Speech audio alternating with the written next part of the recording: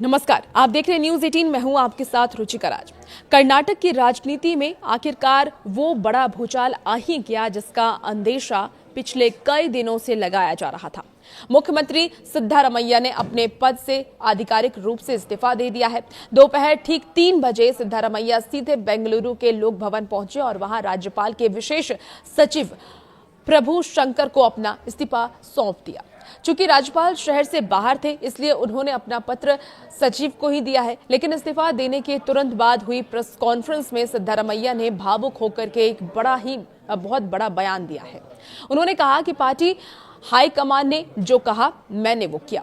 आखिर आलाकमान ने सिद्धारमैया को 2 दिन पहले क्या आदेश दिया था और सिद्धारमैया ने प्रेस कॉन्फ्रेंस में कौन से बड़े खुलासे किए हैं, आइए इस वीडियो में आपको विस्तार से पूरी जानकारी देते हैं। प्रेस कॉन्फ्रेंस की शुरुआत करते हैं और प्रेस कॉन्फ्रेंस में क्या कुछ हुआ उसके बारे में सबसे पहले जिक्र करते हैं। निवर्तमान मुख्यमंत्री सिद्धारमैया ने बेहद साधे हुए और गंभीर शब्दों में कहा कि मैंने हमेशा यही स्टैंड रखा था कि जब भी कांग्रेस का केंद्रीय नेतृत्व मुझसे पद छोड़ने के लिए कहेगा, मैं तुरंत इस्तीफा दे दूंगा।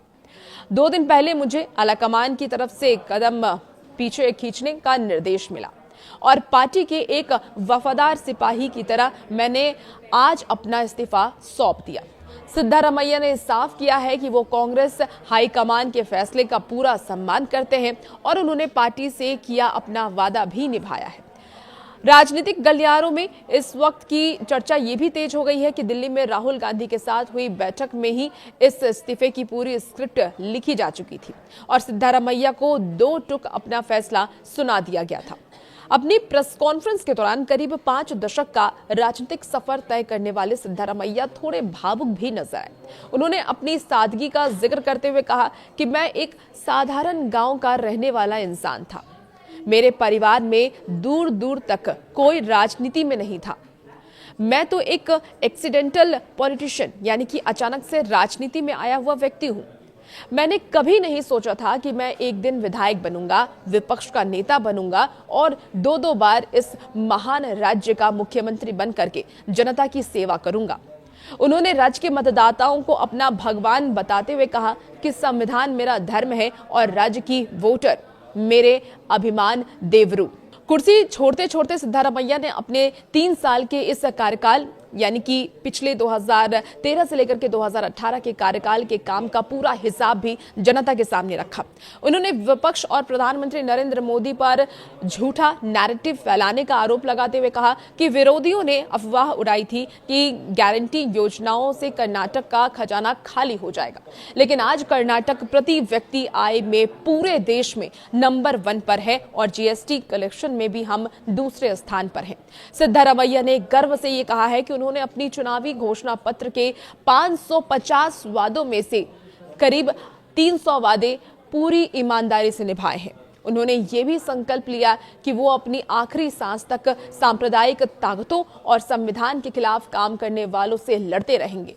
जब उनसे ये पूछा गया कि अगला सीएम कौन होगा, तो बगल में बैठे डीके शिव कुमार की मौजूदगी में उन्होंने सिर्फ इतना कहा कि पार्टी आलाकमान और कांग्रेस विधायक दल यानी कि सीएलपी जिसे चुनेगा वही अगला मुख्यमंत्री बनेगा।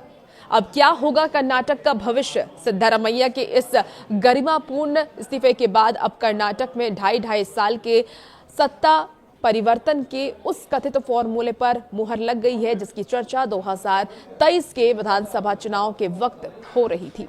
सूत्रों के मुताबिक अब उप मुख्यमंत्री डीके शिव कुमार कर्नाटक के नए मुख्यमंत्री के तौर पर कमान संभाल सकते हैं। वहीं कांग्रेस आलाकमान ने सिद्धारमैया को दिल्ली बुलाकर के राज्यसभा सीट और राष्ट्रीय राजनीति में बड़ी भूमिका का ऑफर दिया है। हालांकि सिद्धारमैया ने फिलहाल राज्य की राजनीति में ही रहने की इच्छा जताई है।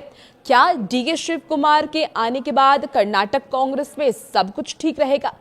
क्या सिद्धारमैया का ये त्याग 2028 के विधानसभा चुनाव में कांग्रेस की नैया पार लगा पाएगा?